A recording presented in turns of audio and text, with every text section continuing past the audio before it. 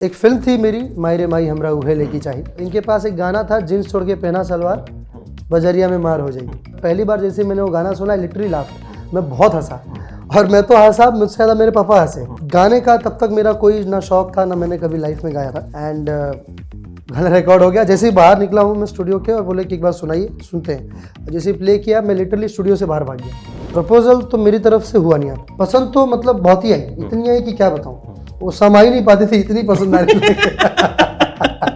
हमारी जो भोजपुरी इंडस्ट्री है बहुत खूबसूरत और बहुत कमाल की इंडस्ट्री है।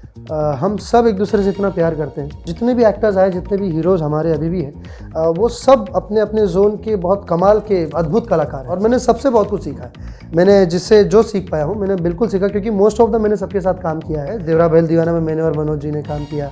दिनेश जी का मैंने आपको बताया, दिनेश जी के साथ मैंने काफ़ी फिल्में की, रवि जी के साथ किया, पवन जी, तो जो सबके साथ बहुत अच्छे केमिस्ट्री और बहुत अच्छे एक लगाव के साथ काम किया है। तो मुझे सबके जो जो सीख सकता था, वो मैंने सबसे सीखा।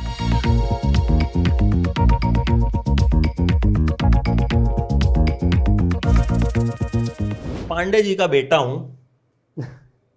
आपने गाना गाया और अक्सर तो क्या होता है आजकल हम इतना सुनते हैं, नेपोटिज्म फेपोटिज्म, पता नहीं कितने कितने तरह की टर्म्स हो गई हैं, बट आपने एकदम प्राउडली गाना गाया और एकदम मोस्ट हैंडसम यंग बैचलर भी हैं आप, मैंने सुना है बिल्कुल भोजपुरी इंडस्ट्री के। आपने खुद ही कहा था एक इंटरव्यू में। सबसे पहले तो मैं हमारे तमाम दर्शकों को, जो भी लोग देख सुन रहे हैं हमें, उन्हें बहुत बहुत नमस्कार, प्रणाम और सलाम करता हूँ। आप सबका अपना Pradeep Pandey Chintu, here on one and only ABP live entertainment live. तमाम प्लेटफॉर्म्स पे आप ये इंटरव्यू जो है वो देखने वाले हैं। With one and only the very sexiest and the very dashing man Amit here. वाह क्या या अच्छा ये बताइए सबसे पहले कि चिंटू नाम कैसे पड़ा? वैसे मुझे पता है कि कौन सी फिल्म थी जिसमें आपका कैरेक्टर चिंटू था, लेकिन आप बताइए, मतलब उस फिल्म का नाम भूल जाता हूँ बार बार। सबसे पहले तो मैं आता हूँ पांडे जी के बेटा वाले जो बात पे आपने रखा। तो चूंकि मैं हूँ पांडे जी का बेटा, बट एक फिल्म थी मेरी मायरे माई हमरा उहे लेकी चाहिए। तो वो एक गाना था जिसके राइटर हैं, उस गाने के राइटर हैं सुमित चंद्रवंशी जी। तो बहुत अच्छा गाने लिखते हैं। तो उन्होंने वो काफ़ी टाइम से वो गाने लेकर वो आ रहे थे, और जब पहली बार जैसे मैंने वो गाना सुना, लिटरली लाफ्ट, मैं बहुत हंसा और मैं तो हंसा, मुझसे ज़्यादा मेरे पापा हंसे। एंड बोले यार यही सब गाना गा रहे हैं, यही सब गाना आया है। हाँ, गाने का तब तक मेरा कोई ना शौक था, ना मैंने कभी लाइफ में गाया था। मैं सिर्फ अपने एक्टिंग की तरफ जो फोकस करता वही कर रहा था। एंड एक दिन जब वो गाना, एक फिर बाद में जो डायरेक्टर थे उस फिल्म के, अजय झा जी, उन्होंने बोला कि बहुत कमाल का गाना है, ये गाना हमको दे दीजिए। तो बोले ठीक है। उसके म्यूजिक डायरेक्टर छोटे बाबा जी थे। तो गाने का फिर आखिरकार गाना बना, शूट भी हो गया। शूट होने के बाद उसे गा भी लिया रितेश पांडे जी ने। And at the end of the day जब हम लोग गाना आ रहे थे, तो एक दिन अचानक से मैं स्टूडियो में सुनने गया जब, तो जो अजय झा जी डायरेक्टर है वो, एंड छोटे बाबा जो म्यूजिक डायरेक्टर, उन्होंने बोला कि भाई एक बार आप इसको गाने को गा के देखिए।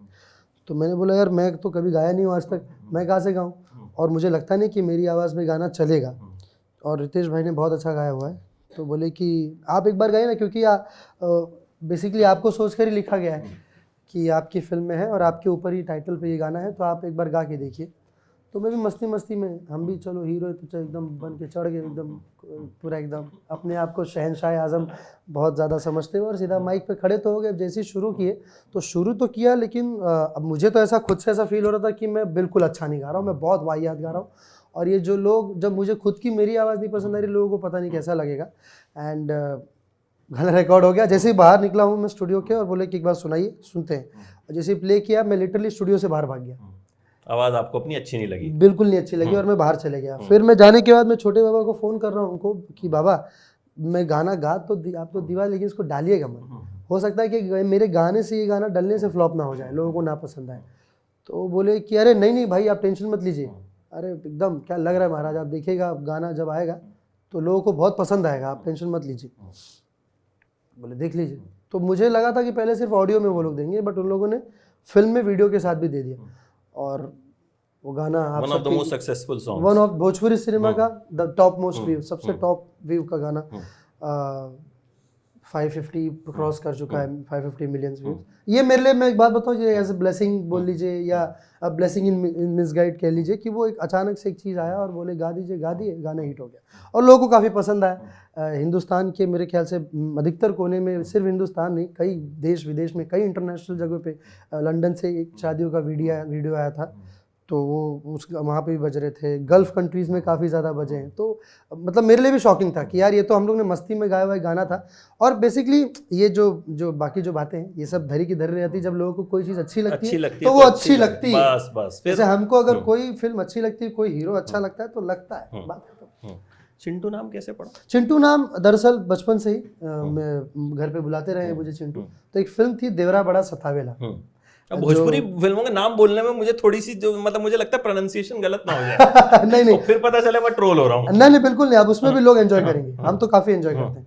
तो देवरा बड़ा सतावेला यानी कि देवर बहुत सताता है। देवर बहुत सताता। और उसमें देवर थे हम, तो वो फिल्म में सब जितने भी लोग थे, जितने भी एक्टर्स थे, उन सब का नाम ओरिजिनली रखा गया था। जैसे रवि किशन जी थे, उनका नाम रवि, पवन सिंह जी थे पवन, चिंटू पांडे चिंटू, तो जितने भी लोग थे उनका सबका ओरिजिनल नाम था। अवधेश मिश्रा जी अवधेश, संजय पांडे संजय, हीरोइन रानी जी रानी, मोना नेहा, सब जितने भी लोग थे। तो उसमें जब मेरा नाम आया तो मैं सबसे छोटा था, तो प्रदीप, चूंकि नाम है प्रदीप पांडे, चिंटू घर पे बुलाते थे।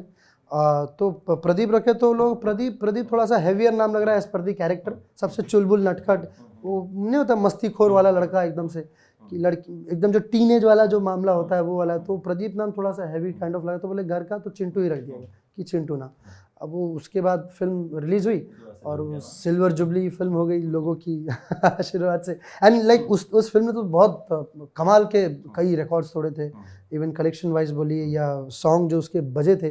तो घर घर में वो चिंटू, और चिंटू मेरे आपको तो पता ही होगा, हर तीसरे घर में एक चिंटू नाम का शख्स होगा ही होगा। कपूर साहब का नाम चिंटू, बहुत मेरा दोस्त था एक चिंटू, मतलब चिंटू आपको अपने आसपास मिल जाएगा। आपको आसपास हर तीसरे घर में आपके मोहल्ले में आपको 2-3 चिंटू तो मिल ही जाएंगे। तो शायद ये भी एक कारण हो सकता है कि मैं काफी फैमिलियर हो गया। एग्जैक्टली, मुझे लगता है कि कहीं ना कहीं लोग कनेक्ट कर जाते हैं, बिल्कुल, कि भैया ये तो अपना ही आदमी है, बिल्कुल। तो और आज भी जब हम लोग जाते हैं तो बोलते हैं कि अरे चिंटू, तो चिंटू ऐसा लगता है कि अभी भी चिंटू, हाँ चिंटू मतलब स्टार बन गए फिर भी चिंटू ही है। स्टार में मुझे पता नहीं, आज तक मुझे स्टार वाली फीलिंग ही नहीं आई, ना वो वाइब्स आई। मुझे वो चिंटू वाली फीलिंग और वही वाइब्स आते हैं। मैं आज भी वही मस्तीखोर, वही उसी जोन में रहना चाहता हूँ। मुझे लगता है वही आपकी यूएसपी भी है, वही आपकी सक्सेस का राज भी हो सकता है। मतलब मुझे जो मैंने जो एनालाइज किया कि सब चिंटू चिंटू चिंटू चिंटू, मैंने कहा भाई हीरो है फिल्म का, चिंटू चिंटू करे जा रहा। अच्छा, आपको पहली बार कीड़ा कब काटा था कि मुझे एक्टिंग करनी है? अब पिताजी तो जाहिर है इंडस्ट्री में बड़ा नाम रहे, तो घर परिवार में फिल्म की बातें तो चलती हैं। हाँ। आपको कब लगा? मेरे ग्रैंडफादर डॉक्टर थे और मेरे पिता इस लाइन में जुड़े, तो उनका एक बहुत बड़ा नाम हुआ इस इंडस्ट्री में। तो मुझे दरअसल, मैं अगर सच्ची बताऊं तो मेरा कोई लेना देना और मुझे 1% का इंटरेस्ट नहीं था सिनेमा लाइन से या सिनेमैटिक चीज़ों में। मैं आज तक ना कभी कोई एक्टिंग क्लासेस, ना डांस क्लासेस, कुछ नहीं किया मैंने आज तक। मेरा कोई ये जोनर था ही नहीं। I was very much interested in cricket. मैं क्रिकेट खेलता था मुंबई क्लब से, मैं उसी में दिन रात लगे रहते थे, और पढ़ाई में और उसमें। अब चूँकि डॉक्टर फैमिली से हूँ तो एक डिसिप्लिन भी होता है घर में, तो पापा रहते थे, बट घर में बहुत ज़्यादा सिनेमा की बात कभी नहीं होती। अभी भी, आज भी, अब तो दादाजी नहीं रहे, बट फिर भी अभी भी सिनेमा की बातें हम दहलीज के बाहर तक ही रखते हैं। दहलीज के अंदर जो घर की बातें हैं, आपस की बातें हैं, आपस की हंसी मजाक है, तो उसी में चलता रहता है। जॉइंट फैमिली भी है तो सबके अपने अपनी जो चीज़ें रहती है वो चल रहा होता है, सिनेमा की बातें ज़्यादा होती नहीं। तो लेकिन जो मेरा आना हुआ वो भी वही इत्तेफाकी था कि एक फिल्म थी, उसके प्रोड्यूसर थे रमाकांत प्रसाद जी, फिल्म का नाम था दीवाना, और उसमें हीरो श्री दिनेश लाल यादव जी, जो हमारे माननीय सांसद जी भी हैं, तो वो उस फिल्म के हीरो थे और पाखी हेगड़े जी हीरोइन थी। तो उसमें एक जो चाइल्ड आर्टिस्ट था, एक बच्चे का तलाश था उन्हें, और वो बच्चा बहुत सेंट्रल कैरेक्टर में था, इन द सेंस वो हीरो और जो हीरोइन है उनके बीच में ब्रिज का काम करता है। वो बहुत अच्छा सा टाका भिड़वाता है बेसिकली, अगर देसी भाषा में बोले जाए तो, जैसा फिल्मों में हमने देखा। हाँ, वही जो, तो ये जो लड़का था, ये उन लोगों ने 20-25 लड़कों के ऑडिशंस भी लिए, बट नहीं समझ में आया होगा। तो मैं एक दिन स्कूल से आया था जस्ट, तो मुझे देखे तो रमाकांत जी ने पापा को बोला कि चिंटू बाबू से करवा देते हैं। तो पापा बोले यार वो नहीं करेगा, नाटक वाटक कर देगा, सेट वेट छोड़ के पता नहीं कब अचानक से गायब हो जाएगा, उसका कोई भरोसा नहीं है, और प्रोफेशनलिज्म वगैरह मामला तो रहेगा नहीं, और मैं भी बोल नहीं पाऊंगा ज़्यादा, तो बिना मतलब छोड़ दीजिए। बोला नहीं आप बोलिए, अच्छा करेंगे वो ऐसा करके। तो अब उन दोनों के बीच में जो भी बात हुई हो, फिर at the end of the day एक दिन जब शूटिंग की शुरुआत होनी थी कि कल से शूट है, तो रात को 2 बजे सो रहा था मैं, और पापा के उठा के बोले कि सुनो, तो बोला कि हाँ पा, खाना खाए? हाँ पा खा लिया। तो सुबह चलना है, शूटिंग है तुम्हारा? बोला हाँ पा। नींद में थे? हाँ पा बोल के सो गए। तो मुझे लगा जो पीछे से पासिंग वासिंग देना होता है, या एक आध कोई नहीं, 2-4 अंकल के साथ एक बच्चा कोई आता है, ऐसा कुछ एक आध सीन में कहीं कुछ ऐसा होगा।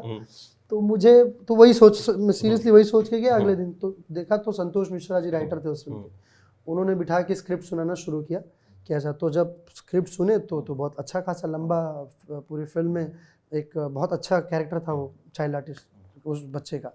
तो फिर मैं ऐसे ही करना शुरू कर दिया, जैसे पापा बताते कि ऐसा करो, ऐसे बोलो, ऐसा रिएक्शन दो, यार वैसे करते चले गए। अब वो फिल्म जब रिलीज हुई तो वो साल की सबसे बड़ी ब्लॉकबस्टर थी 2009। और वो फिल्म, अब जो देवरा बड़ा सतावला की आपने जो बात बोली, तो दरअसल वो फिल्म भी जो उसके प्रोड्यूसर थे दिलीप जायसवाल जी, वो उनका एक सिनेमा हॉल है बरगनिया में, Chandra talkies, Chandra cinema hall. तो चंद्रा में वो फिल्म लगी थी दीवाना, और इनके पास एक गाना था, जींस छोड़ के पहना सलवार, बजरिया में मार हो जाएगी। तो उनको गाना शूट करना था टीनेज लड़के पे, और उनकी कॉलेज है सेंट जेवियर्स। तो उस कॉलेज की सबसे टॉपर लड़की थी नेहा महमूद जी। तो उन्होंने बोला लड़की उनके पास ही लड़का चाहिए था उनको। उसी नाम याद है आपको पूरा? नेहा महमूद जी? मुझे हर लड़की का नाम याद है यार, ये मतलब ऑनेस्ट एकदम कन्फेशन है। Honest confession. ठीक है, हम ऐसे ही नाटक करते हैं यार, वो थी हमको आज भी याद होता है 8वीं क्लास में वो सपना थी, वो बड़ी सुंदर थी। बिल्कुल, आपस में यार दोस्त यही बात करते हैं। बिल्कुल। तो भाई नेहा महमूद थी। हाँ, नेहा महमूद जी थी, और अगर वो सुन रही हो तो बिल्कुल सुने, क्योंकि काफ़ी टाइम हो गया।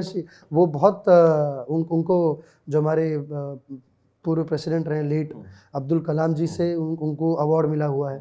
She was a very brilliant child. तो अब खैर, अब उनको गाना शूट करना था, तो उनके थिएटर में वो फिल्म लगी थी दीवाना। तो उन्होंने अपने स्टाफ से पूछा कि कोई लड़का होगा भोजपुरी में कि अगर कोई लड़का हो तो बताइए रे गाना के। तो उसका स्टाफ में उनके थिएटर के, उन्होंने बोला कि अरे सर एगो लड़का आया बड़ा अच्छा करता है, वो दीवाना फिल्म आइल बा, वो बहुत बढ़िया करेला, बंटी नाम बा, ओके देखी। तो देखा उन्होंने, तो बोला कि हाँ ये तो अच्छा है। तो वो लोग फिर मुंबई आए और आके पापा को बोले कि सबसे पहले पापा से मिले, बोले कि सर एक फिल्म बनानी है, वो सब बातें हो गई। फिर बोले कि सर वो जो आपकी फिल्म में लड़का था वो लड़का चाहिए। तो पापा मस्ती में बोल दिए कि नहीं वो लड़का बिहार का था, उसके मम्मी पापा लेके चले गए उसको काम वाम नहीं करना है। तो बाजू में आर्ट डायरेक्टर थे इंद्रजीत जी, तो उन्होंने बोला कि अरे नहीं भैया का बेटा है, मस्ती कर रहे हैं। तो बोला अरे नहीं सर उसको। तो उस फिल्म का सबसे पहला साइनिंग मुझे मिला। आप सोच सकते हैं, बाकी उसके बाद फिर बड़े स्टार्स थे उस फिल्म। बिल्कुल, उसके बाद स्क्रिप्टिंग और कास्टिंग उसके बाद शुरू हुई। तो क्योंकि उनके पास वो गाना था जींस छोड़ के पहना सलवार, और वो गाना भी मेरे लाइफ का पहला गाना था जो इतना बड़ा हिट सॉन्ग वो हुआ गाना। तो यही जो इत्तेफाक से रूट जाते जाते कहाँ गाड़ी ने टर्न मार के इस तरफ ले आया। ये बताइए, आपकी बाकी सब ठीक है, पिताजी को ऐसा क्यों लगता था करेगा नहीं, ये नहीं, ऐसे क्या कांड किए थे आपने? नहीं, कांड तो ऐसा कुछ किए नहीं बस एक दो बार स्कूल से मुझे सस्पेंड किया गया था 6 दिन के लिए, क्योंकि प्रिंसिपल मैम का कांच तोड़ दिया था हमने। और वो इसलिए तोड़ दिया था कि ऐसा तोड़ा नहीं था लिटरली, वही जो क्रिकेट का कीड़ा था, हम क्रिकेट खेल रहे थे और हम लोग उस टाइम में ही नए हम शौकीन हुए थे हेलीकॉप्टर शॉट देख धोनी साहब के। तो कोशिश करते करते वो नहीं लगता था, बट उस दिन पता नहीं कैसे लग गया और जाके सीधा उसे एकदम प्रॉपर कांच पे लगा और वो कांच टूटा, बॉल मैम के हाथ में भी गया। फिर जो सबको क्या बोलते हैं उसको कतार में खड़ा किया गया और कतार में ही हमको बोला कि जाओ थोड़ा कतार घूम के आओ थोड़ा कतर घूम के आओ तुम लोग 6 दिन के लिए, you guys are totally suspended, go ऐसे। अच्छा, पहली बार किसी लड़की को प्रपोज कब किया? प्रपोज पहली बार प्रपोजल तो मेरी तरफ से हुआ नहीं अब तक। ऐसा क्यों? मतलब डरते हैं या? नहीं डरते, क्योंकि आज तक कभी ऐसा कुछ मामला बना ही नहीं किसी के साथ कि हम जाके प्रपोज करें किसी को, या क्रश व्रश भी नहीं हुआ, पसंद भी नहीं आई कोई? पसंद तो बहुत है, पसंद तो मतलब बहुत ही आई, इतनी आई कि क्या बताऊं, वो समा ही नहीं पाती थी, इतनी पसंद आ रही आज तक जाके लेकिन किसी को बोला नहीं बोले।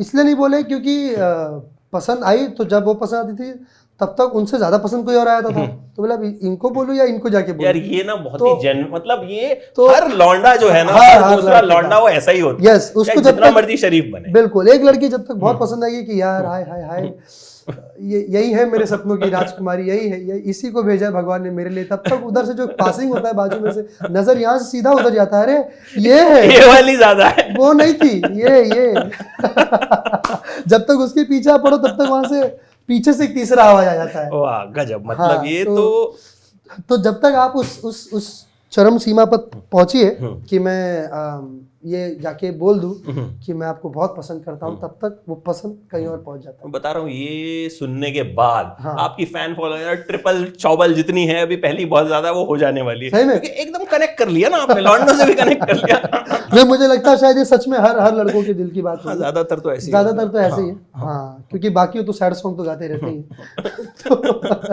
और ये सैड सॉन्ग भी मैंने बहुत सारे लोगों को देखे भी कि बेचारे इतना ना सैड सॉन्ग इन लोगों ने गा लिया है, तो उनको देख के और हिम्मत नहीं होती कि भाई जाके किसी को बोलो। हाँ। अच्छा, जब पिताजी ऑलरेडी फिल्मकार और आपने शुरू किया, बिल्कुल, जाहिर तौर पर आजकल बड़ी तरह की नेगेटिव, तो कोई प्रेशर रहता है ऐसा, या जब एक बार सक्सेस मिल गई तो उस चीज को छोड़ दिया? कुछ रहता है कि भाई अलग से कुछ मुझे करके दिखाना पड़ेगा, प्रूव करके दिखाना पड़ेगा? पिताजी का जो नाम है वैसे, पिताजी का जो नाम है, खास हाँ तौर पे। डेफिनेटली। देखिए, जब आपको एक बहुत अच्छी लाइन है, स्पाइडरमैन एक फिल्म थी जो हम सब ने बहुत देखी हुई है हमारे बचपन में, उसमें एक बहुत अच्छी लाइन है कि with great powers comes great responsibilities. तो जब आपके पास पावर्स बहुत ज़्यादा आते हैं, आपके पास जब शक्तियाँ बढ़ती हैं, तो आपकी जिम्मेदारियाँ भी उसके साथ साथ उतनी ही बढ़ती हैं। और चूँकि पिताजी का ऑलरेडी इतना बड़ा नाम, और ऑलरेडी वो उन्होंने अपने आप को बेहतरीन तरीके से, मतलब आज तक उन्होंने मोर देन 50 फिल्म्स उन्होंने डायरेक्ट किया है, 50-55 फिल्में उन्होंने डायरेक्ट कर लिया है, और 20 से ज़्यादा फिल्म उन्होंने प्रोड्यूस कर दिया है। Maximum films are blockbusters. कई सारी सिल्वर जुबली मूवीज़ है जो लगातार 30 वीक्स 28 वीक्स सिनेमा हॉल से उतरते नहीं थे, 6-6 महीने, जिनकी फिल्मों के सामने हमने खुद देखा हुआ, जिनकी फिल्मों के सामने हिंदी की बड़ी बड़ी फिल्में, मुझे अभी भी याद है, जो हम देवरा बड़ा सता वाला एक फिल्म लगी थी, वो 6 महीना 6.5 महीना कंटिन्यू एक ही सिनेमा हॉल में, और उसके अपोजिट सिनेमा हॉल में बड़ी बड़ी फिल्में, राजनीति जैसी मल्टी स्टार बड़ी स्टार कास्ट की फिल्में तक ध्वस्त हो गई थी एक हफ्ता में, कई सारी फिल्में। तो उन्होंने जो नाम और जो अपना जो एक ओहदा जो जगह कमाया है, वो तो अब चूंकि हमारे इंडस्ट्री के लिए वो लीजेंड हो चुके हैं। अब उसके बाद जब मेरा पदार्पण इस इंडस्ट्री में हो रहा था, तो ऑब्वियसली जो उनका नाम इतना बड़ा है, तो लोगों की एक्सपेक्टेशन और उम्मीदें और ज़्यादा बढ़ जाती हैं कि भैया जब इतने बड़े नामी व्यक्तित्व के ये सुपुत्र हैं, तो ये जब अब इंडस्ट्री में आए हैं, तो अब ये क्या करेंगे, इनका अपना दायित्व कैसा है अपने काम के प्रति, अपने मेहनत, और ये अपनी चीज़ों को कैसे हैंडल करेंगे और लेके चलेंगे। तो आज तक ईश्वर की कृपा से चीज़ें अच्छी जाती रही है। वो भी उन्हीं, ऑब्वियसली मेरे मेंटोर कह लीजिए, मेरे गाइड कह लीजिए, मेरे दोस्त कह लीजिए, मेरे टीचर, जो भी आप जो भी कहिए, सो मेरे फादर ही रहे हैं। उन्होंने ही हमेशा बचपन से लेके जब से पैदा हुए तब से आज तक लेके उन्हीं का उंगली पकड़ के चल ही रहा हूँ। तो जहाँ दाएँ मोड़ते दाएँ मुड़ जाता, बाएँ मोड़ते बाएँ मुड़ जाता। तो वो ऑब्वियसली एक बहुत बड़ा प्लस पॉइंट भी रहा है। And on the another hand, अगर जैसे अगर उनसे किसी लोगों को अगर दिक्कतें भी रही हो, तो वो मेरे इनडायरेक्ट दुश्मन भी मिल गए मुझे। तो वो तो success comes at its cost. Yes, तो कामयाबी अपनी कीमत वसूलती है, तो मुझे लगता है, लेकिन आपको कामयाबी ज्यादा मिली, कीमत उतनी शायद ना बिल्कुल नहीं। मैं सच्ची बात बताऊँ तो मुझे मेरी जो हमारी जो भोजपुरी इंडस्ट्री है, बहुत खूबसूरत और बहुत कमाल की इंडस्ट्री है। हम सब एक दूसरे से इतना प्यार करते हैं, सबकी अपनी आपसी जो चीज़ें हैं, जो लगाव है, वो बहुत अच्छा है, बहुत प्योर है, और बहुत मज़ा आता है जब भी किसी से हम लोग मिलते हैं या रहते हैं साथ में। बहुत मज़ेदार होती है इंडस्ट्री, बहुत खूबसूरत इंडस्ट्री है, छोटी और प्यारी। और अब ये धीरे धीरे अब इसने अपना धीरे धीरे विकराल रूप ही लेता जा रहा है, बड़ी हो रही है, और पूरे हर जगह फैल रहे हैं। So this is the most important part. और मैं चाहता हूँ कि ये और बड़ी हो, और लोगों का पदार्पण हो, और अच्छे अच्छे कलाकार आए, टेक्नीशियंस आए, और ताकि हम बेहतरीन फिल्में बनाएं। अच्छा, आपका फेवरेट हीरो कौन सा रहा जब बचपन में देखा करते थे भोजपुरी फिल्मों की, अगर खास तौर पे बात की जाए? हम सभी, इवन अगर मैं बात करूं शुरुआत से, तो रवि जी की कई फिल्में बहुत प्रभावित की हैं। इवन मनोज जी की फिल्में, मनोज तिवारी जी की फिल्मों में आप देखेंगे तो हमारी जो पूर्वी जो संस्कार है, हमारे भारत का संस्कार, वो उन्होंने बहुत अच्छे से दिखाया है, दर्शाया है। उसके बाद एक बहुत ही एनर्जेटिक एक्टर हीरो का पदार्पण हुआ, दिनेश लाल यादव जी।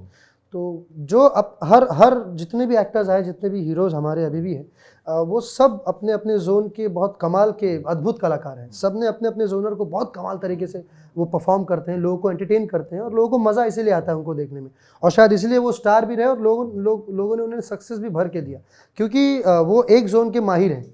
वो एक उनकी जो अपनी कला श्रेणी है, जो अपनी कला शैली है वो बहुत कमाल है। तो मेरे लिए फेवरेट्स अगर एक जोन, अगर मैं ओवरऑल बोलूँ तो ऐसा एक को नहीं बोलूँगा, क्योंकि सबके अपने अपने बहुत कमाल के और अद्भुत और मतलब कमाल के, और मैंने सबसे बहुत कुछ सीखा है। मैंने जिससे जो सीख पाया हूँ मैंने बिल्कुल सीखा, क्योंकि मोस्ट ऑफ द मैंने सबके साथ काम किया है, साथ में हमने काम किया है। देवरा बहल दीवाना में मैंने और मनोज जी ने काम किया। दिनेश जी का मैंने आपको बताया, दिनेश जी के साथ मैंने काफ़ी फिल्में की, साथ सहेलियाँ और भी फिल्में, और रवि जी के साथ किया, पवन जी, तो जो सबके साथ बहुत अच्छे केमिस्ट्री और बहुत अच्छे एक लगाव के साथ काम किया है। तो मुझे सबके जो सीख सकता था वो मैंने सबसे सीखा। ये बताइए, लड़की आपको आज तक कोई पसंद नहीं आई तो शेरवानी पहन के क्यों बैठे हैं, और शेरवानी पहन के कौन इंटरव्यू देता है? हाँ, ये आप लोग सोच रहे होंगे ये कि हाँ, भाई शेरवानी पहन के कौन इंटरव्यू, एक आदमी ने कोट पहना है हाँ, और हीरो ने शेरवानी पहनी है, तो वो भी जरा एक्चुअली क्या है ना कि जैसा कि आपने पहले ही कहा कि बैचलर, इस वक्त भोजपुरी का द मोस्ट एलिजिबल बैचलर ऐसा, तो मैं अब सोच रहा हूँ कि मैं जहाँ भी जाऊँ मैं शेरवानी पहन के रहूँ, कि जहाँ मौका पड़े, जहाँ जो मेरे माता पिता के लायक जो भी मिल जाए, मैं वहीं पे सीधा खाली सहरा में बगल में लेके घूमता हूँ कि जैसे जो पसंद है पकड़ है, सहरा डाल और चल बेटा, ओम मंगलम भगवान।